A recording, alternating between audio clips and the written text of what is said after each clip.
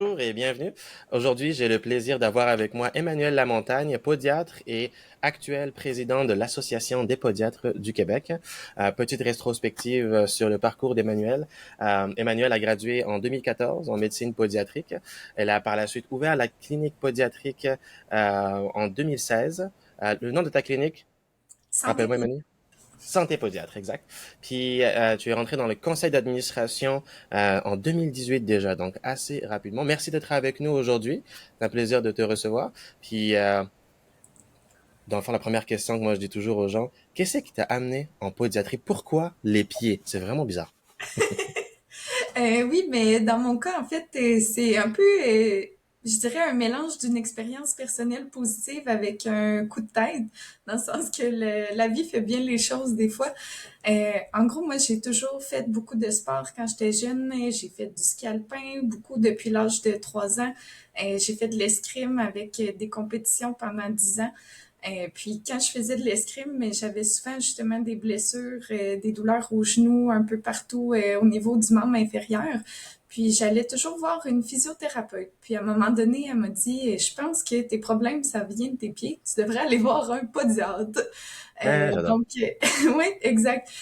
Donc, j'ai moi-même consulté un podiatre, puis finalement, il s'est avéré que j'étais toute croche, que j'avais une jambe plus grande que l'autre, puis plein d'autres problèmes biomécaniques. J'ai eu des orthèses, ça m'a beaucoup aidé.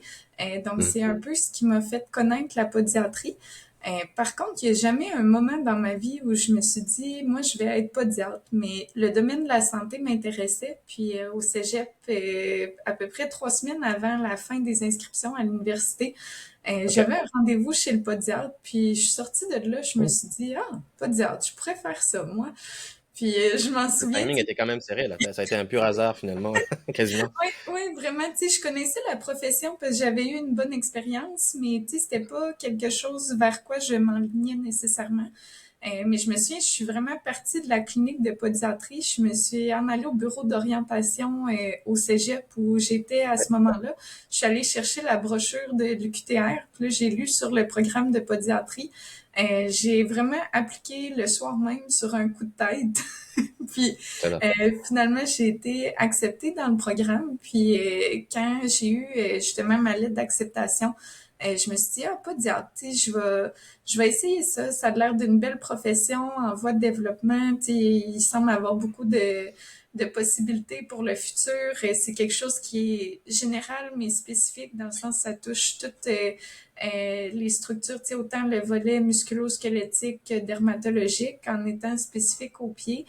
Et puis c'est ça, j'ai décidé d'appliquer puis d'aller me lancer en podiatrie. Puis je me Hmm. disais si j'aime pas ça, je changerai de programme. Finalement, je suis restée. Me voici, me voilà. Comment tu voyais, dans le fond, la podiatrie quand tu as décidé de rentrer? Pour toi, un podiatre, c'était un peu quoi, comme un dentiste ou tu voyais ça plus, ça travaille probablement dans le public? C'était quoi ta vision d'un podiatre quand tu as réalisé que c'était pas un pédiatre? Ben, tu sais, c'est sûr, c'était biaisé un peu par ma propre expérience, dans le sens que moi, Mhm. ce qui m'a fait connaître la podiatrie, c'était le volet plus biomécanique. Donc, tu sais, je voyais les possibilités, tu sais, exemple, euh, tu sais, tout le volet biomécanique, donc orthèse plantaire, tout ce qui était infiltration, le fait d'évaluer la démarche, de régler des douleurs qui peuvent avoir un impact au niveau du quotidien, tu sais, dans le sens quelqu'un qui a mal aux pieds, mais il est limité dans ses activités physiques, dans tout. Mhm. Donc pour moi, la podiatrie, c'était plus cet aspect-là que je connaissais au début. Donc c'est ça qui m'a amené à être, à aller dans le programme, de voir comment on pouvait améliorer des douleurs aux pieds qui pourraient avoir un impact en fait sur tout le reste de la vie quotidienne d'une personne. Puis après ça, ben, c'est sûr que de voir qu'il y avait d'autres possibilités, le volet chirurgie mineure, imagerie, tout ça, que c'était quand même plus que juste la biomécanique, mais c'est sûr que je trouvais que c'était complet comme profession. C'est ça qui m'a amené à en T'as pas dire. motivé. Puis quand tu as gradué en 2014, justement, et que tu as Oui. finalement rentré dans la réalité de la podiatrie, est-ce qu'il y a eu comme un clash entre ce que tu avais en tête de la profession avant de rentrer en 2010, comment elle était apportée pour les étudiants, versus quand tu as gradué? Moi, je me rappelle quand j'avais appliqué, il y avait quand même une emphase sur le fait qu'on allait étudier à New York, qu'on allait faire de la chirurgie un jour, bientôt peut-être. Oui. Turns out it was not, c'était pas le cas, mais comment toi t'as vu la transition de, de, de 2010 à rentrer et 2014 gradué? Ben, c'est sûr, je pense, comme à peu près tous les podiatres de ces années-là, il y a un moment de désillusion à un moment donné quand on est dans le programme, dans le sens qu'en rentrant, on se faisait beaucoup vendre la pratique américaine. Oui, Donc justement, tu sais, en 2010, il nous parlait que la salle de chirurgie allait ouvrir à l'UQTR. ouais, On l'attend toujours d'ailleurs. Mais tu sais, c'était beaucoup une vision qui était basée sur la podiatrie américaine. Puis, tu sais, on n'avait pas vraiment de droit de prescription au niveau de toute l'annexe de médicaments. L'échographie, ça faisait pas partie de nos droits. Donc, tu sais, il y avait quand même beaucoup de chemin à faire, mais sauf que je voyais les gens, tu sais, qui avaient plus d'expérience que moi, qui croyaient en leur projet, qui continuaient à faire avancer les choses. Tu sais, comme si je regarde Sébastien Hins qui partait le projet dans l'hôpital de Joliette, qui était pas mal avec notre cohorte. En fait, le c'est vrai, hein, projet c'était à cette pilote époque-là déjà. Oui, au début. Puis, tu sais, je voyais comment lui il croyait à son projet, comment il voulait faire changer les choses, puis comment d'autres personnes aussi faisaient tout ce qu'ils pouvaient. Donc là, je me disais, si ces gens-là, ils croient encore, ben, tu sais, on a le moyen de pouvoir faire plus, de faire mieux. Puis un jour, on va arriver à une nouvelle réalité qui est la réalité québécoise, canadienne de la podiatrie. Puis, tu sais, si on regarde maintenant on a eu notre annexe de prescription en 2020, le permis d'échographie qui est intégré à même le diplôme de l'UQTR, le volet, il y a des stages maintenant en Alberta aussi. Donc, tu sais, la profession le quand PRP même. tout récemment. Oui, Mhm. c'est ça, exact, le droit au PRP.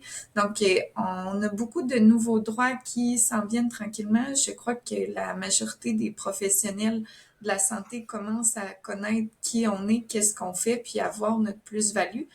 C'est sûr qu'il y a encore du chemin à faire, mais je pense que c'est la beauté aussi de faire partie du changement, puis de voir jusqu'où notre profession peut évoluer. C'est un peu ça en fait, hein. Quand on y pense, en 2014, on avait déjà quand même un peu de podiatre au Québec, mais pas tant que ça, fait que tout était à faire. Puis je présume que la même chose que j'avais observé, on commence à pratiquer, mais les médecins eux-mêmes savent pas trop qu'est-ce qu'on fait. Il y avait tout qui était à défricher un petit peu, toute la réputation à bâtir. Puis, tu sais, il y en a qui vont le voir de, oh mon Dieu, il y avait beaucoup de choses à faire, ou des gens comme toi vont plutôt voir ça comme, oh, il y a des beaux défis à relever, il y a un effet pionnier à aller, tu sais, coloniser, quasiment, pas coloniser par le bon terme, mais aller voilà, conquérir un nouveau domaine médical qui est la pédiatrie et l'amener au public. Ça a fait du chemin en 10 ans, parce que là, ça fait 10 ans. Oui, Félicitations. oui, vraiment. C'est vrai, maintenant que j'y pense. Le temps passe vite. Mais non, tu sais, moi, je repense, tu sais, quand j'ai gradué, le monde me demandait qu'est-ce que je faisais, puis je répondais que j'étais podiatre, puis une personne sur deux, je pense, me disait, ah, pédiatre avec les enfants. Les enfants, Là, j'étais comme, non, pas pédiatre, podiatre avec un O. la face changée. C'est ça. Ah, les pieds. Oui, les pieds. Puis là, maintenant, tu sais, quand je dis que je suis podiatre, le monde, il me répond, ah, podiatre, c'est les pieds, hein. Donc là, ils savent pas nécessairement trop ce qu'on fait, mais au moins, il y a une association podiatre-pied qui était pas là il y a 10 ans, qui est là maintenant. Donc, tu sais, il y a un changement dans la mentalité des gens, dans l'éducation aussi, qui est en train de se faire. Donc, c'est positif pour nous, je crois. Puis, pour simplement complémenter un peu, euh, toi, en tant que podiatre maintenant qui pratique depuis des années, c'est quoi ton dada préféré? Qu'est-ce que t'aimes dans ton day-to-day qui te motive? C'est ta pratique idéale, comment dire, pas spécialité, on peut pas dire spécialité, mais ta préférence professionnelle podiatrique, tend vers quoi? Oui, mais c'est sûr, moi j'ai une pratique qui est quand même podiatrie générale, là, si je peux dire ça comme ça. Donc, j'aime vraiment traiter un peu toutes les problématiques, autant chez des enfants que des adultes, des sportifs, des personnes âgées. Mais c'est sûr que mon intérêt principal, c'est tout ce qui est lié à la biomécanique. Donc, tu sais, moi, je fais encore beaucoup de sport, j'adore le sport. Donc, toutes les blessures sportives, c'est ce qui vient me chercher le plus. Fait que, tu sais, tout le point de vue traitement des blessures musculo-squelettiques, avec la thérapie manuelle, tout le volet orthèse, thérapie physique, maintenant le laser shockwave. Donc, vraiment la globalité du volet musculo-squelettique, c'est ce qui m'intéresse le plus en podiatrie. Mais sinon, j'aime vraiment aussi le contact avec les gens. Donc, juste dans une journée, de pouvoir connecter avec des personnes qui viennent à la clinique, de bâtir une relation avec eux. Puis là, c'est sûr qu'après plusieurs années, il y a des gens qui reviennent encore et encore. Donc, Ouais. c'est devenu plus amical aussi dans un sens comme relation. Fait que c'est aussi le volet humain que j'aime beaucoup, là, donc de pouvoir connecter avec les patients, d'apprendre des choses à tous les jours sur n'importe quoi. Des fois, ils vont me partager des recettes, me dire un endroit où aller faire une randonnée. Donc, c'est Ah, les j'adore. petites choses de la vie que j'aime bien. Quand ils me partagent leur voyage, ils me parlent de leur famille et tout. Ouais, après 10 ans, on commence à avoir des patients qui grandissent même, de petits enfants de 2 ans à maintenant ils sont rendus des ados puis ils commencent à avoir de l'attitude, c'est génial. C'est toujours beau à Oui, voir la croissance. il y a leur petite croissance. Là, ça fait 1 an ou 2 que je les ai pas vus. Je suis comme, wow, t'as grandi, toi. Ouais. Nous on vieillit, hein, c'est ça qui est beau. Ouais, aussi. Ah, l'association des podiatres, mets-moi un peu dans le timeline. Ça a commencé quand? J'ai comme un blanc de mémoire. Elle a été partie par Olivier Parent, de mémoire, Exact. qui avec Jean-François Rivard aussi au départ, je pense. Hein, c'était les deux. Non, c'était président Les puis deux qui TVP. étaient très, très impliqués, là, exact. Exact. Puis ça a commencé en quelle année l'association? Euh, C'est une bonne question. oui, Je pense en 2015. J'ai comme 2015 en tête, mais je pense que c'est un peu avant, mais je vais te sortir ah bon? la date exacte. J'avoue que là, si j'ai de l'air un peu Ah, c'est ça, quand on était trop rentré dans le mal domaine en chercher. 2010, il n'y avait pas encore l'association, fait que ça venait un petit Mais peu j'aurais tendance à dire après. autour de 2012-2013, mais je C'est ça. vais chercher. Je l'ai à quelque part, ça sera pas long. Pas de souci. Puis ça, l'objectif initial, c'est que l'ordre est important pour évidemment la protection du public et pour euh, représenter les podiatres au niveau de l'Office des professions et tout le volet officiel de la chose. Mais il n'y avait pas nécessairement l'aspect justement un groupe ou une association tout simplement qui allait justement faire l'amalgame entre tous les podiatres et défendre les intérêts vraiment de la podiatrie, de la profession envers par exemple les assurances et tout. C'était quoi ta perspective justement initialement avec l'association quand tu as su qu'il y avait une association, tu t'es dit, hey, c'est bien. Qu'est-ce que ça fait dans la vie? Comment tu le voyais justement d'un point de vue, je me mets à la place d'un étudiant qui sort aujourd'hui, qui sait pas du tout c'est quoi peut-être la différence entre un ordre et une association. Euh, Comment tu le voyais toi-même à l'époque quand tu avais gradué? C'était quoi ton point de vue là-dessus? Ben, c'est sûr, tu sais, ben, on était dans la même cohorte, toi et moi, là, on était une cohorte qui était quand même très impliquée, autant au niveau de l'association étudiante que la podiatrie. Tu sais, je parle entre autres toute la cérémonie des sarraux blancs, le vin et fromage, les voyages humanitaires. Ça a tout L'accueil bénévole? parti avec notre Mhm. cohorte quand on y pense.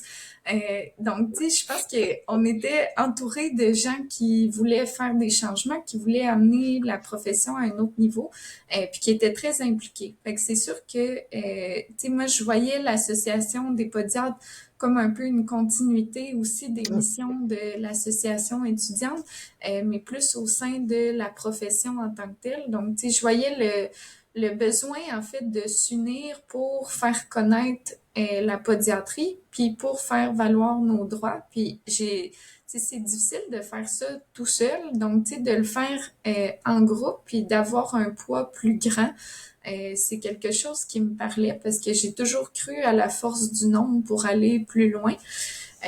Donc, tu sais, c'était un peu ça. Donc, au début, j'étais simplement juste membre de l'association. Puis, en 2018, justement, le conseil d'administration cherchait des nouvelles personnes pour rentrer dans tu sais, dans le conseil. Puis, il y avait besoin de gens pour s'impliquer. Puis, là, je me suis dit, ah, bah, tu sais, il y a un poste vacant, 1 an, je vais le prendre. Tu sais, je vais voir c'est quoi. Mais finalement, tu sais, j'ai aimé m'impliquer. Tu sais, au début, ouais. je me disais, tu sais, je vivais aussi, tu sais, justement ben pas des frustrations, mais tu sais, des désirs que la profession avance plus vite. Donc là, je me suis dit, tant qu'à rien faire, puis à être assis chez moi, à me dire, ah, là, pourquoi ça, c'est pas fait, pourquoi ça se fait pas, mais je me suis dit, je vais m'impliquer, puis je vais essayer de faire avancer les choses moi aussi.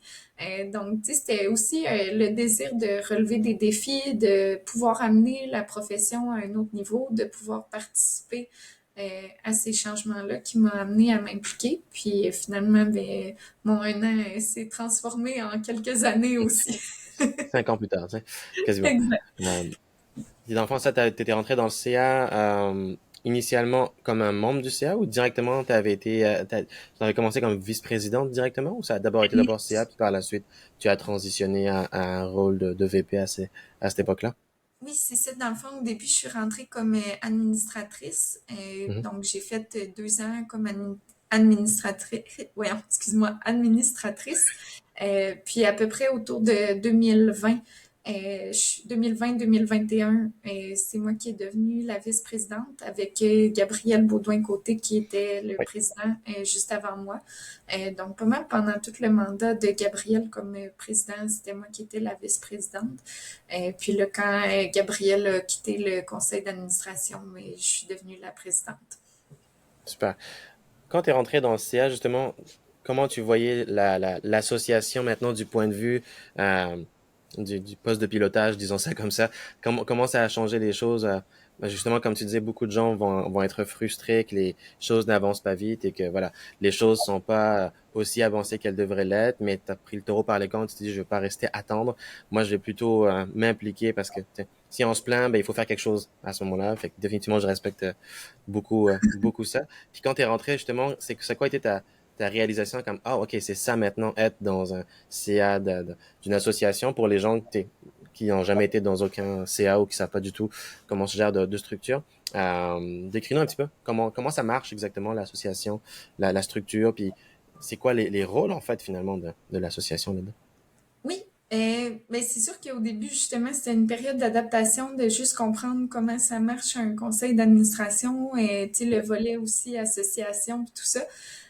Donc, tu sais, l'Association des podiatres du Québec, on a un conseil d'administration qui est uniquement avec des podiatres qui décident de s'impliquer.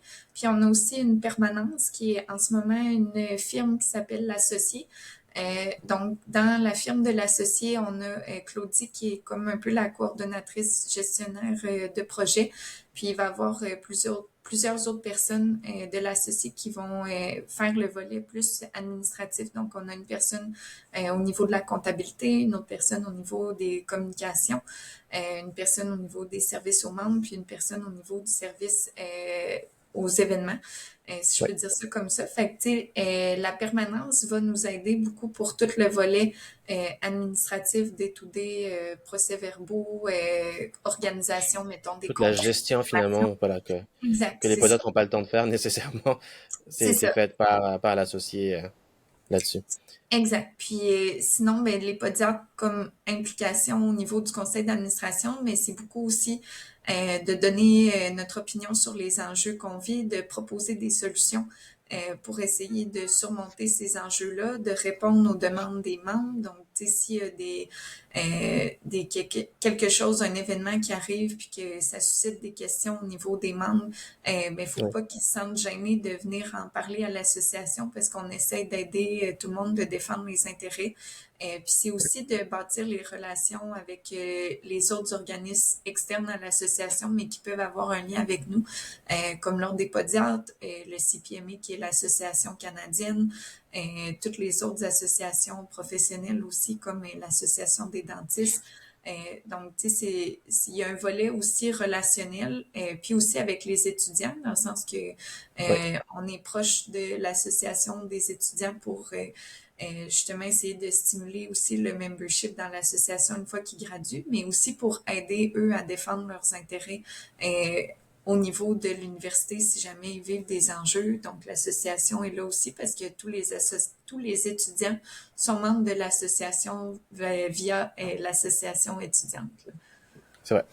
Puis, dans le fond, c'est c'est quasiment comme un syndicat, en fait, de la pédiatrie pour justement aller et discuter avec l'ordre en tant qu'unité plutôt que d'être un individu. C'est intimidant de parler à son ordre s'il y a des commentaires ou voilà, des objections ou autres XY à l'échelle de profession. Le fait d'avoir l'association, je pense, c'est un peu ça l'idée, hein, c'est d'avoir un représentant unique, anonyme-ish, là, dans le fond, c'est voilà, un porte-parole qui va aller à ce moment-là s'asseoir et discuter avec ça. Et comme tu le disais aussi, définitivement le relationnel avec les autres assos. CPMA, justement, pour les gens qui savent pas du tout, c'est quoi le CPMA? C'est quoi le CPMA? Le CPMA, dans le fond, c'est l'Association canadienne des podiatres. Dans le fond, au Canada, il y a il y a comme aussi une fédération là, qui comprend les chiropodistes, les podologues, mais le CPMA, c'est vraiment juste des podiatres partout OK. au Canada. Donc, tu sais, c'est sûr que, dans le fond, l'Association des podiatres a une coadhésion avec le CPMA. Donc, on a un siège sur le board aussi du CPMA. Puis on a Sarah Quentin-Langlois Ça, c'est qui est... nouveau, ça. Pardon? Ça, c'est nouveau, ça, qu'on est dans le board, je pense, du CPMA. Mais depuis que la coadhésion, on est dans le fond, Ouais, dans le fond, il y avait un représentant de l'association, donc ça a été moi pendant longtemps, ouais. qui siégeait à peu près aux 3 mois sur le conseil d'administration du CPMA. Puis on a Sarah Langlois, excusez-moi, qui est membre aussi du conseil d'administration, qui est aussi sur le conseil exécutif du CPMA actuellement. Dans le fond, le conseil exécutif du CPMA vont justement décider un peu plus des enjeux stratégiques.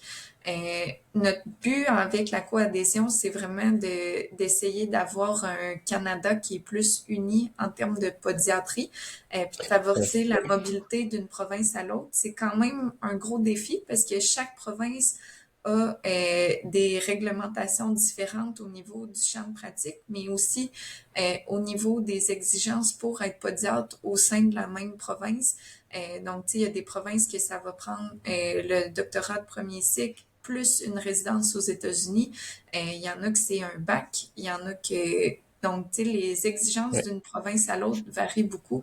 Donc là, on a beaucoup des enjeux. Puis aussi, c'est que il y a des provinces qui n'ont pas les mêmes champs de pratique. Donc, en se regroupant ensemble, mais tu sais, on essaie de comprendre puis d'aider les autres provinces avec leurs enjeux, puis d'essayer de trouver des façons de faire connaître la profession au Canada aussi, puis de favoriser peut-être un jour une mobilité plus facile d'une province à l'autre pour pratiquer la podiatrie. Ben, c'est vrai, en ce moment, la plupart des podiatres anglophones vont venir des États-Unis finalement, puis vont pratiquer dans les autres provinces, à l'exception de l'Ontario en fait, où ils ont des chiropodistes, puis que le CPMA les aime pas parce qu'il y a le mot chiro dans leur nom. Fait qu'à ce moment-là, il y a quand même un petit snobisme, je pense, qui se fait là-dessus, parce qu'en termes de nombre, je pense que le CPMA, depuis que les podiatres en est rentré du Québec en soi, ça a explosé en fait, parce que finalement, le plus grand nombre de podiatres au Canada, c'est au Québec, suivi par les chiropodistes en Ontario, je pense. Si Oui, je ne me trompe pas, là, effectivement. C'est ça. en Mais dans termes le fond, de... si on prend vraiment podiatre, là, Ouais, c'est au Québec qu'on est le plus de podiatres. c'est ça. Puis c'est dommage qu'on est coincé, entre guillemets, dans notre province, puis qu'on n'a pas de mobilité, alors qu'on est le seul diplôme canadien, finalement, de médecine pédiatrique pour l'instant là-dessus. Oui, Euh, ben c'est ça. Puis justement, tu sais, en ce moment, on essaie de travailler beaucoup pour essayer de faire accréditer le programme de l'UQTR à l'université. Donc, tu sais, l'accréditation du programme permettrait une reconnaissance qui pourrait justement favoriser la mobilité d'une province à l'autre parce que le diplôme serait reconnu auprès des autres provinces canadiennes. c'est très nice. Puis ça peut donner accès justement plus facilement à faire des programmes de résidence, à aller faire des résidences, mettons, en Alberta ou en Colombie-Britannique, si jamais il ouvre des programmes. Donc ça, c'est un projet avec l'association qu'on essaie de faire débloquer, mais c'est sûr qu'il y a beaucoup de paperasse administrative autour de ça, mais c'est dans nos objectifs. Si c'était facile, hein, ce serait pas intéressant.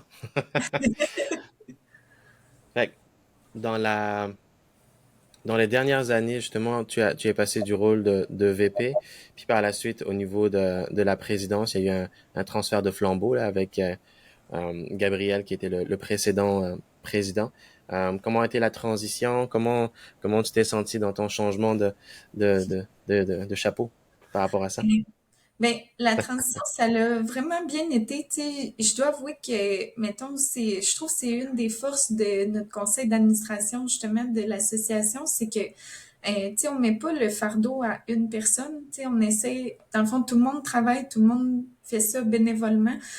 Donc, on essaie quand même de répartir les tâches entre chaque personne pour pas que ça soit trop pour une personne. Fait que ça, c'est des changements qu'on avait faits dans le temps. Fait que, tu sais, en termes de tâches, tu sais, la présidence, la vice-présidence, tu sais, on en faisait beaucoup ensemble. Donc, pour moi, ça a juste été une continuité de du travail qui était déjà commencé avant. Mais c'est sûr que là, ça met plus le chapeau de leadership sur ma tête C'est versus toi qui as le mot final, disons ça comme ça. en, en deuxième plan. Mais tu sais, d'un point de vue travail qui est derrière, mais tu sais, c'est juste une belle continuité de ce que je faisais dans les dernières années. Puis justement, pour les gens qui hésitent à s'impliquer dans l'association et qui sont comme, ah non, j'ai pas le temps, c'est trop compliqué. Euh, Comment tu vois, toi, justement, l'implication? Est-ce qu'il y a une lourdeur?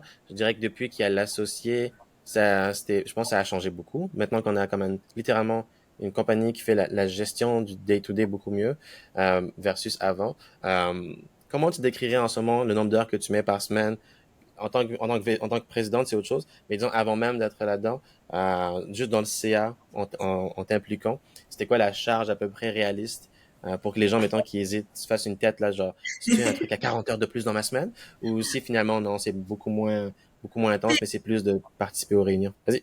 Mais tu sais, c'est sûr, mettons, en termes d'implication, les réunions, on fait, mettons, une rencontre du conseil d'administration aux 2 mois. Fait que ça, c'est peut-être une demi-journée à un peu plus aux 2 mois. Puis au sein du conseil, on a plusieurs sous-comités. Que ces comités-là, on peut se rencontrer justement une fois aux 2 mois aussi. Donc, c'est peut-être une rencontre par mois qui peut être mise au travers de tout ça, plus le temps à faire les projets entre les réunions pour que ce soit fait. Mais tu sais, c'est sûr que ça, des fois, ça peut être une semaine qu'on va en faire un peu moins, puis l'autre semaine, il va y avoir 5 à 10 heures de travail. Donc, tu sais, ça dépend vraiment des projets en cours, mais tu sais, c'est sûr quand même quelques heures par semaine si je fais une moyenne globale, là. Mais tu sais, ça se place bien dans un horaire quand même, là. Donc, Oui, toutes les personnes qui veulent s'impliquer, tu sais, on manque d'effectifs souvent. Donc, même si ouais, c'est pour définitivement. un projet, je vous invite à nous faire part de votre désir d'implication parce que c'est justement dans les objectifs qu'on a cette année en formant les comités, des fois d'aller chercher du monde qui sont pas nécessairement sur le conseil d'administration pour les impliquer. Tu sais, exemple, si quelqu'un veut participer à la formation continue puis à l'organisation du congrès, mais de faire partie du comité événement pour aider à l'organisation sans nécessairement avoir d'autres mandats à faire au niveau de l'association. Donc ça, c'est dans les projets justement qu'on veut faire pour essayer d'aller chercher plus de monde, puis peut-être limiter un peu la barrière que le monde se dise, ah, c'est vraiment beaucoup. J'aimerais donner du temps à l'association, mais je veux pas en donner autant. Donc, c'est une façon de peut-être chercher à augmenter l'implication auprès de ces personnes-là qu'on est en train de mettre cette structure en place. Exact, parce que c'est ça. Et c'est comme intimidant quand on ne comprend pas c'est quoi la structure, mais en réalité, oui, il y a un conseil d'administration. Donc, on est quoi, 6 ou 7 personnes? J'ai comme un blanc de mémoire sur le nombre exact dans le CA. Puis après ça, oui, il y a les rôles trésorier, dans l'exécutif un peu plus, trésorier, secrétaire, VP et président. Puis après ça, en réalité, dans le day-to-day, c'est une division par comité. Donc, comité profession pour aller travailler sur des dossiers qui font avancer la profession, comité événement pour faire tout ce qui est congrès, conférences, tout ce qui est formation continue, des choses comme ça. Après ça, il y a... Aide-moi, j'ai comme un blanc sur les autres comités. Mais oui, le comité membership, Membership, c'est vrai. ouais, membership, le comité profession. Ouais, Donc ça, c'est pour tous les trois enjeux, comités. justement, le guide de tarification et les relations avec les autres associations hors professionnelles. Puis en passant, on est 10 dans le conseil On est 10. d'administration. Merci. Oui. Puis c'est ça, dans le fond, j'oublie tout le temps le nombre exact. Puis chaque comité, en fait, il y a des mandats, donc des objectifs comme un dossier. On va en parler tantôt un dossier intéressant, par exemple, sur l'économiste, entre autres. Dossier sur la tarification, comme tu disais.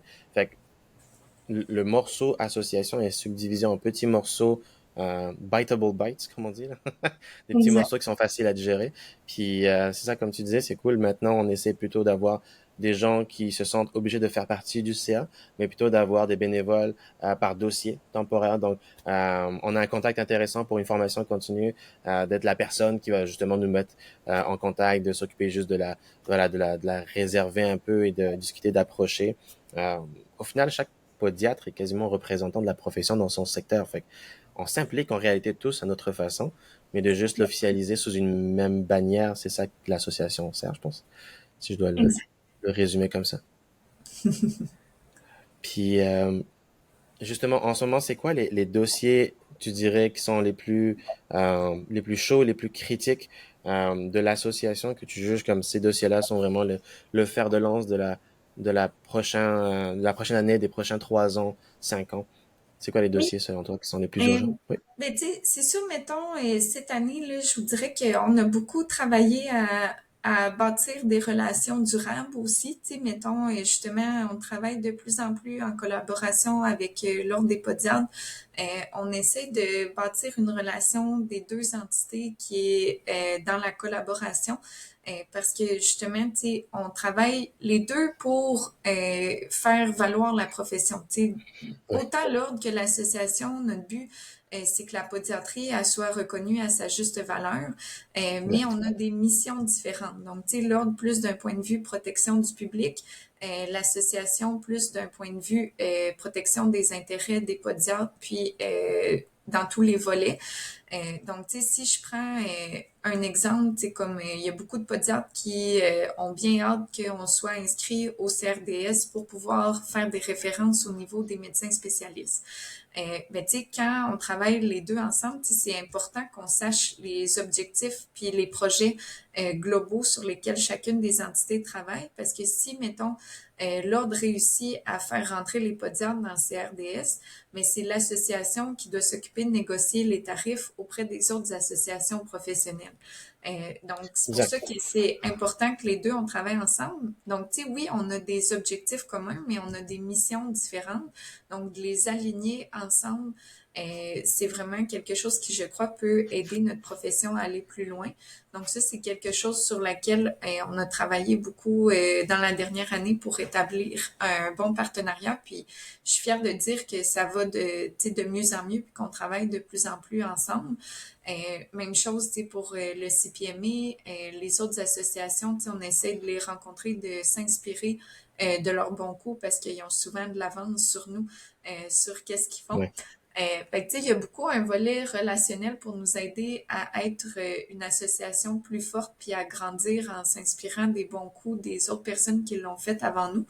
Puis sinon, tu sais, d'un point de vue vraiment podiatre, c'est sûr que, tu sais, tout l'enjeu, justement, du guide de tarification et tout, ben, c'est quand même quelque chose qui va être important pour beaucoup de volets. Dans le sens que là, on veut Ouais, justement, travailler vas-y. Ouais. à restructurer le guide de tarification pour avoir une méthodologie qui est plus forte. Puis, justement, être un peu plus fiable puis crédible comme structure. Là, on est en train de regarder pour embaucher justement un économiste ou un actuaire pour amener justement des données externes au guide de tarification puis le rendre plus crédible. Donner du Pourquoi poids. c'est important, tu sais, même si c'est juste un guide, c'est que dans le fond, c'est le principe derrière ça. Donc, chaque clinique facture de la même manière au niveau de la podiatrie parce que, tu sais, consultation, ça peut inclure plusieurs choses. Donc, c'est vraiment les actes de pratique, qu'est-ce qui est inclus dans chaque acte, puis comment le facturer. Donc, si tout le monde facture de la même manière, on devient plus uniforme en tant que profession. Fait qu'après ça, c'est plus facile pour nous d'aller défendre, tu sais, autant pour le volet public, si un jour on a des actes qui deviennent couverts par le public, c'est que là, on va avoir une structure puis quelque chose qui va défendre notre point de vue, puis qui est Ouais, basé sur standardisé. Mhm. probable.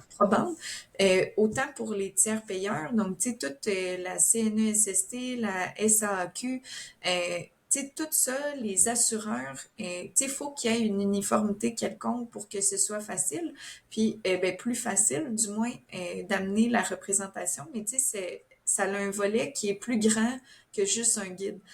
Donc, tu sais, c'est Oui, d'amener une représentativité auprès des compagnies d'assurance pour qu'ils augmentent la couverture d'assurance envers les patients qui font des réclamations, qui couvrent plus d'actes. Puis aussi, autant au niveau des tiers payeurs, aussi de pouvoir augmenter dans le fond, les montants qu'ils remboursent au podiatre. Puis après ça, dans un autre volet, c'est que si il devient qu'à avoir des actes couverts par le public, ou encore si je reviens à mon exemple du CRDS, s'il y a un référencement qui se fait vers les médecins spécialistes, mais tu sais, c'est quelque chose qui donne une valeur à notre profession, qui peut être utilisé pour d'autres aspects. Donc ça, c'est vraiment, j'insiste sur le mot uniformité de tarification. Tu sais, le guide, ça reste un guide, mais c'est surtout la méthode qu'on veut essayer d'implanter, ben, tu sais, d'inspirer les gens à implanter dans leur propre clinique pour qu'on soit plus uniforme en tant que profession. Puis c'est que si après ça, on est capable de dire que il y a tant que le pourcentage de cliniques au Québec qui appliquent le guide est proche de 100%, du moins en haut de 90%, mais notre poids de représentativité devient beaucoup nettement plus plus important. significatif. Donc, on a un poids de négociation qui est plus élevé auprès de tous les tiers payeurs et les interventions qu'on peut faire. Fait que, ça, c'est un. Comme je parlais tantôt, il y a aussi le projet au niveau de l'accréditation du programme à l'UQTR que ça, on aimerait aider pour les démarches pour justement favoriser la mobilité des podiatres d'une province à l'autre. Donc, ça, c'est aussi dans les projets. On a aussi un nouveau projet au niveau du plan de recherche. Donc, pour toutes les personnes justement qui font plus de recherche, l'association offre des subventions pour les projets de recherche. Donc, justement, de faire valoir aussi cet aspect-là de notre profession. Puis on a lancé justement un appel d'offres pour les projets de recherche. Donc ça va être quelque chose qui va être répété à chaque année pour les personnes qui sont justement impliquées dans ce domaine-là. Puis tout le volet aussi membership pour augmenter, dans le fond, les membres là, ben, le membership au sein de l'association. Donc, tu sais, tout le volet aussi formation continue qui est important pour nous. Donc, tu sais, on organise cette année le congrès des propriétaires. L'année suivante, on va faire un congrès plus de formation générale en alternance avec le congrès de l'ordre. Différents webinaires au travers aussi de l'année. Par le biais du CPMA aussi, on a des webinaires qui sont organisés. Donc, tu sais, il y a Un peu vraiment... des crédits pas chers de formation. C'est ça, exact. Puis, c'est ça. Puis, on essaie aussi de comprendre les enjeux, comme justement, début mai, on a participé à l'événement Première ligne en santé pour comprendre justement le contexte de la santé actuelle Juste au pour te mettre Québec. en contexte, juste dis-nous c'est quoi beaucoup de gens vont pas savoir c'est quoi ce congrès-là, puis je pense même nous dans l'assaut on a des comme en tout cas dans mon cas, moi j'ai appris ça que c'était cette année c'était quoi exactement, c'est quoi cet événement-là, puis c'est qui se présente habituellement à ces événements-là, puis c'était quoi l'intérêt que la podiatrie se pointe Oui. là-dedans. Et dans le fond, Première ligne en santé, c'est un événement qui a lieu à chaque année, Oui, qui va chercher beaucoup d'intervenants dans le domaine de la santé, autant dans la gestion que dans la sphère politique. Donc, tu sais, il y a beaucoup de monde, justement, membres des ordres professionnels, des directeurs d'hôpitaux, CLSC, du monde qui travaille en politique au ministère de la Santé. tous les gens Par influents. exemple, le Hmm. ministre Christian Dubé faisait un discours au début pour ouvrir le congrès. Donc, c'est un peu de mettre, il y a beaucoup de panels de discussion avec des pharmaciens, des médecins, tu sais, vraiment plusieurs piliers en fait du domaine de la santé. Puis le but, c'est beaucoup de voir c'est quoi la vision en fait de notre système de santé, vers où on veut aller, c'est quoi les enjeux que le monde vive, puis c'est quoi les objectifs qu'on veut, puis de trouver des solutions aussi pour résoudre ces problèmes-là, puis des échanges, des discussions en lien avec tout ça. Tu sais, comme actuellement, justement, le réseau de la santé veut beaucoup aller vers le décloisonnement des professions. Donc, c'est un moment qui est quand même très bon pour la podiatrie Ouais, on parce est qu'il chanceux va là-dessus. Hmm. favoriser l'accès aux soins. Puis pour justement pallier au niveau de la pénurie de main-d'œuvre, Tu sais, c'est beaucoup axé vers choisir le bon professionnel pour offrir le bon soin. Donc ça permet de Exact. sauver énormément de temps. C'est sûr qu'il y a beaucoup de défis avec ça, mais c'est là que on a quand même un moment opportun pour faire notre place justement au sein du réseau parce qu'il y a une ouverture en ce moment à ce que chaque professionnel en fasse un peu plus dans son champ Ouais. d'expertise pour comme déloader les autres personnes. Comment ça a été la réception quand vous étiez, juste pour mettre en perspective, il n'y avait pas de kiosque de la podiatrie, mais c'était des représentants qu'on avait envoyés, entre autres toi-même, qui étaient présente là-dessus. Comment ça a été le contact avec les autres professionnels qui étaient présents? Est-ce que ces gens étaient très intéressés, accueillants en termes de ah c'est cool la podiatrie qui est là, on va voir ce qu'on peut faire avec vous et tout, ou est-ce que c'était un peu plus hostile? C'était quoi un peu le feeling, le vibe si on fait un anglicisme là-dessus? Mais tu sais, c'était super constructif là, comme événement pour de vrai. Tu sais, ça nous a permis de comprendre tu sais, le système actuel parce que c'est sûr que nous, vu qu'on est en clinique privée en ce moment, des fois, On est je en pense vase clos. qu'on est vraiment dans exactement là, en vase clos. Fait que là, tu sais, ça nous permet de comprendre un peu les enjeux de tu sais, tout le système en tant que tel, Oui, d'essayer de voir un peu comment on pourrait faire notre place, tu sais, de voir tu sais, c'est où qu'on pourrait aller. Donc, tu sais, ça nous donne aussi tu sais, de l'inspiration que là, c'est un bon moment puis pour agir. Mais tu sais, toutes les personnes qu'on a rencontrées, à qui on a parlé, tout le monde était vraiment ouvert. Là. Tout le monde était comme, voulait comprendre c'était quoi notre profession, voulait voir, tu sais, qu'est-ce qu'on peut faire. Il y avait beaucoup aussi encore d'étonnement sur tous les actes c'est qu'on peut ça, hein, c'est faire ça que j'entends. dans notre Fait que les pratique. gens étaient intéressés, mais ils comprenaient pas nécessairement encore suffisamment notre, comment dire, Notre champ notre rôle, notre travail, notre tâche qu'on est capable de faire. c'est que je pense qu'on est une profession qui est encore petite et beaucoup Ah, sous-estimée, ouais, mais qui a un grand microbug, potentiel d'aider ça euh, sera pour, pas long. euh, pour le, pour déloader le système de santé. Donc, c'est de voir comment on peut faire notre place au travers de tout ça, mais Ça, l'ouverture j'adore quand des ça gens bug. était quand même Ça sera pas très, long. Et on est de retour. Un petit bug, c'est génial, on aime ça. ça fait Alors, partie dans le des fond, des ouais, c'est ça. technologies. J'adore quand ça marche bien. Mais comme on disait par rapport à la rencontre des autres professionnels au niveau de la santé publique, parce que c'est plus ça, je pense, hein, c'est de la santé publique, pas nécessairement de la pratique privée. Euh, En même temps, il y avait des oui, professionnels de tous les ordres aussi, tu sais, comme l'ordre des chiropraticiens, l'ordre des physiothérapeutes. Donc, tu sais, il y avait quand même aussi d'autres professionnels qui travaillent en milieu privé qui étaient présents aussi. je pense qu'il y avait même l'ordre des podiatres finalement qui était présent. Je pense que vous avez Oui, croisé. oui, effectivement. Parfait. L'ordre des podiatres était là aussi, comme nous. Parfait. Comment en ce moment, donc, tu disais que les relations se sont améliorées justement entre l'association et l'ordre. Euh, Au début, les relations étaient un petit peu plus électriques, si on les qualifie comme ça.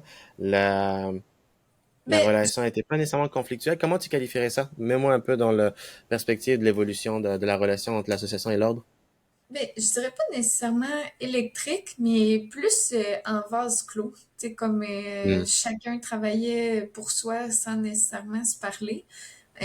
Donc là, tu sais, c'est justement un peu dans les enjeux, c'est qu'on a besoin de communiquer pour bien travailler Ouais. ensemble. Fait que c'est un peu l'idée de justement essayer de se rencontrer. Tu sais, juste, je prends un exemple simple, comme les congrès annuels, mais tu sais, de se parler pour savoir c'est qui les conférenciers qui sont à un congrès puis à l'autre.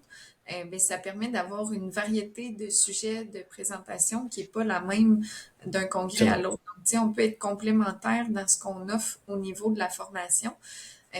Donc, tu sais, ça, c'est un exemple simple, mais tu sais, c'est valide pour tous les points sur lesquels on travaille au niveau de l'avancement de la profession. Donc, juste de communiquer, d'être au courant, tu sais, sans connaître les détails, de savoir sur quel projet on penche pour pouvoir arriver ensemble au bout de la ligne avec chacun de nos parties faits, ben, c'est quand même important pour faire avancer justement notre profession. Ouais, exact. Dans le fond, ça, c'était plutôt un manque on savait pas sur quel dossier l'un ou l'autre planchait, puis la mauvaise compréhension des mandats, je pense. L'un pensait que l'autre était hostile sans nécessairement l'être. Fait que ça a aidé beaucoup de la communication, comme dans n'importe quoi finalement. comme du Exact. couple counseling quasiment. C'est ça. Fait que je dirais plus un manque de communication qu'autre chose, mais là, c'est justement, on est en train d'établir une structure pour qu'il y ait une récurrence au niveau des communications entre les deux entités, puis la collaboration est au rendez-vous, là, donc ça, c'est de plus en plus constructif comme relation, je vais dire ça comme ça. Exact. Puis si on devait, mettons, qualifier justement le rôle l'ordre, lui, sert de protection du public et en même temps, comment dire, représenter la profession envers l'aspect gouvernement, la, pardon, oui, la profession. Puis l'association, elle représente justement les membres, donc tous les podiatres du Québec et leurs intérêts financiers, leurs intérêts d'avancement de droits envers le grand public pour la compréhension et en même temps envers tout ce qui est assureur et compagnie. Si je résume ça très Exact, c'est ça. maladroitement. Oui, c'est ça. Ben, tu sais, en fait, l'ordre, c'est vraiment tout l'aspect légal, protection du Juridique. public. Tu sais, comme si je prends le projet de l'annexe de médicaments, tu sais, c'est un projet qui a un Oui. impact sur les patients, qui a besoin d'avoir une loi, tout ça. Ça, c'est vraiment plus au niveau de l'ordre de gérer cet aspect-là.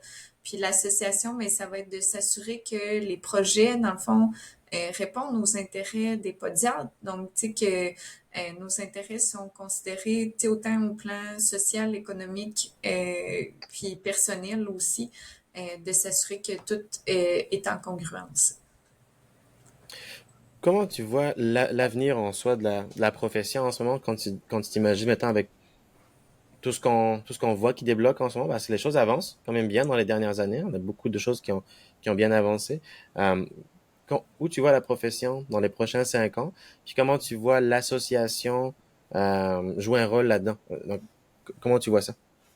Oui, ben, c'est une bonne question, mais en fait, tu sais, je pense qu'on n'a pas fini de faire notre place. Donc, tu sais, dans 5 ans, tu sais, j'ose espérer que la podiatrie va être encore plus connue, tu sais, que nos actes vont être plus connus, qu'on fasse notre place, tu sais, comme professionnel au sein d'une équipe de santé multidisciplinaire, tu sais, qu'il n'y ait pas de questions à se poser si quelqu'un a mal au pied, qui va voir, que la réponse, ça soit aussi fluide que j'ai mal à la bouche, je vais voir le dentiste. Euh, donc, tu sais, j'ai mal aux pieds d'aller voir le podiatre.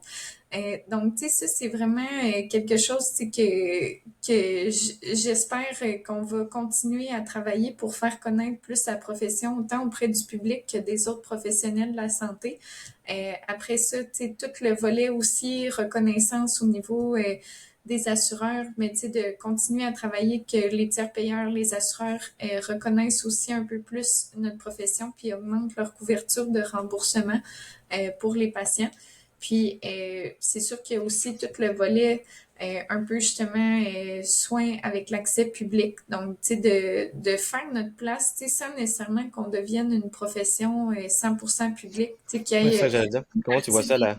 gratuite pour les personnes tu sais, vulnérables qui soient Ouais. remboursées ou qu'il y ait des professionnels qui travaillent en milieu public comme à l'hôpital pour faire ça, puis que les cliniques privées restent des cliniques privées, mais qu'il y ait des podiatres en milieu hospitalier, un peu comme on peut voir des dentistes, des physiothérapeutes en milieu hospitalier. Donc, tu sais, que le podiatre soit intégré au sein des équipes multidisciplinaires. Ça, c'est sûr que c'est quelque chose que je trouverais fantastique, mais sans pour autant nuire aux cliniques privées en ce moment. Donc, tu sais, de trouver une façon d'avoir un équilibre entre les deux. Puis, donc, d'augmenter aussi le membership au niveau de l'association. Donc, dans 5 ans, mais j'aimerais bien que la grande majorité des podiatres soient membres de l'association. Ouais, il Là, en faut. ce moment, c'est Mhm. peut-être 50% des podiatres qui sont membres de l'association. Donc, si on arrive proche du 100%, c'est sûr que, tu sais, notre poids de représentativité devient de plus en plus élevé, de plus en plus important. Donc, ça, c'est quelque chose aussi que j'aimerais beaucoup. Mhm. Qu'est-ce que tu penses qui retient les gens de rejoindre l'association? Qu'est-ce que tu penses que les gens, voilà, est-ce que c'est un manque de compréhension du rôle de l'association ou c'est un désintérêt? Comment tu vois ça?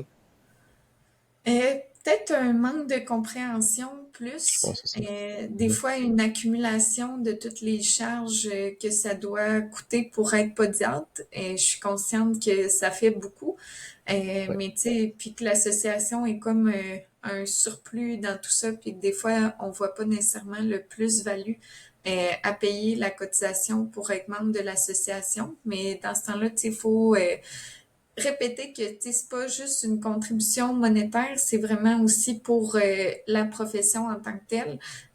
Oui, s'il y a plus de membres, on a plus de finances Le au sein de financement. Mhm. l'association, mais le gros objectif, en fait, c'est le poids de la représentativité. Donc, c'est bien beau dire ah, nous, on est l'association, mais quand on représente à peu près 50% des podiatres quand on parle, c'est sûr que c'est moins important que si on représente 90% et plus de la Exact. profession quand on vient parler.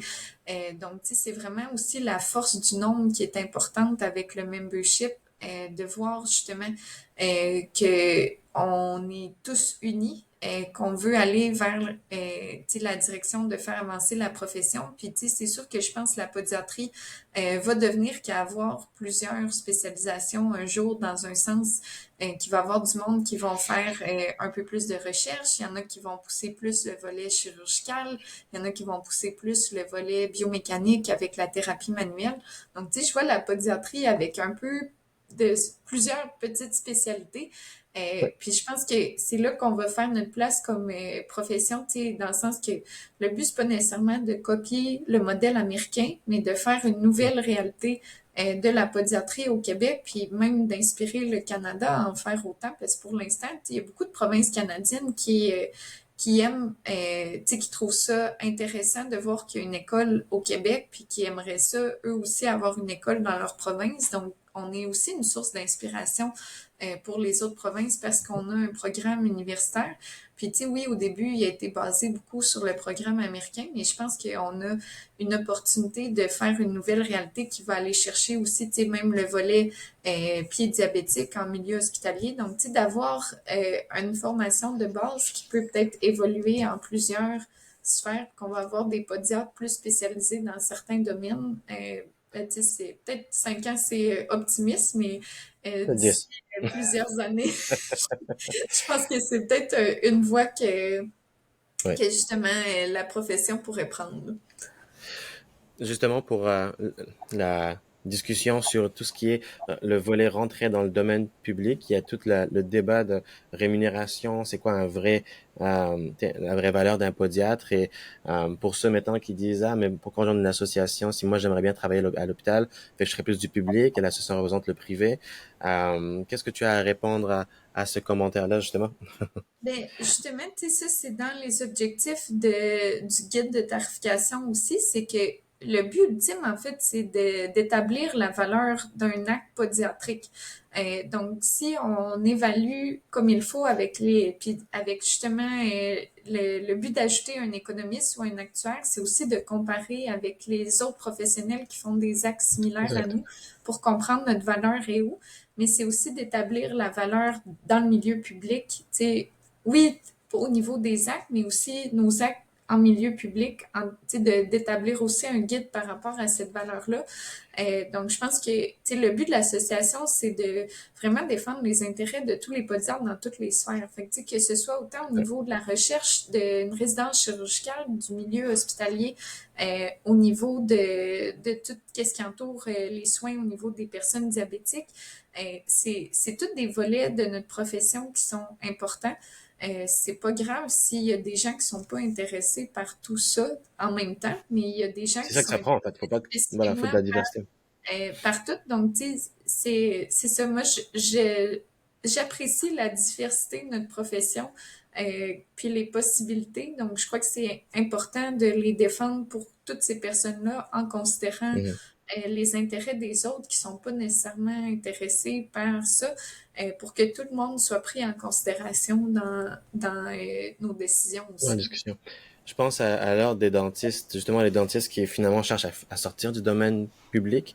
La raison, à mon avis en tout cas, c'est parce qu'ils ont mal balisé leur valeur peut-être, puis il n'y a peut-être pas eu assez de discussion sur le juste frais d'un dentiste, la prise de risque, qui est fait en traitant un patient, la valeur de l'acte en soi, la réalité entre le privé et le public pour qu'il y ait un plus gros rapprochement. C'est un peu ça finalement que l'association veut faire, c'est qu'on ne peut pas rentrer n'importe comment, il faut le baliser, faut l'analyser comme il faut. Puis ça, c'est l'association finalement qui le fait, l'exercice. Donc, définitivement, si les gens veulent que les choses évoluent au niveau de rémunération, tarification, reconnaissance de la profession, il faut faire partie de l'association. Ça, c'est comme un no-brainer là-dessus, je pense. C'est mon opinion. Exact. Puis, justement, en soi, il y a eu des sondages de l'ordre qui avaient été faits, un gros sondage sur justement l'avenir de la profession, le virage pour les prochains 5-10 ans, justement, que la Avec profession les avait états généraux, ça. les états généraux, exactement. Exact. Euh, Qu'est-ce qui en a découlé de ça? Qu'est-ce que tu en as pensé de ces sondages-là et de leurs résultats? Ben, tu sais, c'est sûr que le sondage, mais tu sais, ça donne justement une idée qu'est-ce que les Mhm. gens veulent. Ouais, c'est Donc, intéressant. c'est ça, je trouve que c'est bien d'avoir fait l'exercice pour connaître l'opinion des podiatres au Québec, puis prendre en considération c'est quoi qui est important pour eux, puis vers où, euh, en tant que ordre et association, on veut aller. C'est sûr que aussi les États généraux ont soulevé beaucoup, beaucoup, beaucoup l'importance d'avoir une association forte. Fait que ça, c'est Ouais. quelque chose qui a été soulevé par justement tous les intervenants différents qui ont travaillé au niveau des États généraux. Donc, tu sais, pour qu'une profession avance, oui, on a besoin d'un ordre professionnel qui est fort, mais aussi d'une association qui est forte pour que les projets puissent avancer, puis justement avoir un poids de représentativité qui est plus élevé. Exact. Dans le fond, c'est ça, c'est d'avoir un porte-parole justement des gens pour pas avoir de billets là-dessus parce que comme dans n'importe quoi, tout le monde a peur de confronter une entité plus importante ou plus comment dire plus puissante que ça. Fait que de passer sur le groupe, c'est toujours plus facile. D'où je pense les sondages anonymes qui avaient été faits par l'association justement pour récolter toutes sortes d'informations pour à ce moment-là servir d'intermédiaire et partager les les vrais commentaires pour pas avoir comment dire, de biais là-dessus. Là. C'est définitivement Exact. un bon aspect. Puis, dans ton monde idéal podiatrique, dans 10 ans, qu'est-ce que toi tu aimerais avoir comme droit de pratique? Qu'est-ce que tu aimerais avoir dans ton day-to-day qui serait comme, ça serait cool, comme en tant que podiatre, là? Ben, tu sais, là, on s'en vient quand même pas pire, là, je dois avouer, Quand dans même. les droits au day-to-day. Je dirais plus que ce que j'aimerais, c'est que la profession elle soit encore plus connue. Tu sais, que ça, on se pose pas de questions. Le problème de pied podiatre, qu'on fasse partie intégrante des équipes de soins, tu sais, autant avec les GMF que dans le milieu public, tu sais, qu'il y ait des podiatres partout. Donc, tu sais, c'est sûr que ça vient avec l'enjeu d'augmenter le nombre de podiatres au Québec aussi. Euh, Oui. mais c'est ça vraiment la visibilité qu'on ait fait notre place au sein du milieu de la santé, puis que on fasse partie intégrante des équipes de soins, puis qu'on ait peut-être justement, comme je parlais tantôt, moi je vois la podiatrie comme des personnes ayant plusieurs un peu spécialités au sein de la podiatrie, Ouais. qu'il y en a qui poussent un peu plus le volet chirurgical, un peu plus le volet pied diabétique, le volet biomécanique avec plus de thérapie manuelle, tout ça, le volet imagerie avec échographie, le volet recherche pour faire avancer les données probantes. Donc, tu sais, moi, je vois vraiment un peu la profession qui va peut-être avoir une formation de base, mais qui va avoir de plus en plus de petites spécialisations autour, puis qu'on devienne vraiment euh, unique comme pattern, tu sais, que ça soit pas calqué des États-Unis ou autre, qu'on fasse vraiment notre identité en tant que profession au Québec, puis qu'on soit vraiment plus visible, puis intégré dans les équipes de soins. Oui, puis je pense en plus à l'université, j'avais parlé avec Dr. Moisin dernièrement, puis c'est un peu la vision aussi, il veut créer justement des formations continues plus avec des certifications peut-être même pour aller chercher. Fait que c'est bien, ça s'en vient réellement. Il y a du Exact. concret, il y a des belles avancées. Merci beaucoup, Emmanuel. Merci beaucoup de ton Merci. implication et ton travail. Oui, merci. Définitivement, on a besoin de plus de gens qui s'impliquent. Je vous regarde Ben vous oui, là. si jamais il y a des gens qui veulent s'impliquer, sincèrement, je vous invite à écrire au bureau de l'association pour nous signifier vos intérêts. Si vous avez des projets que vous aimeriez mener, amener, écrivez-nous. On est vraiment ouvert. Notre but, c'est de travailler pour vous aussi. Donc, avec vos idées, on peut avancer. Puis je vous invite à devenir membre pour ceux qui ne le sont pas, parce que seul on va plus vite, mais ensemble on va plus loin. Ouais, des parfaits mots pour finir ça. Merci beaucoup et à Merci la à toi. prochaine.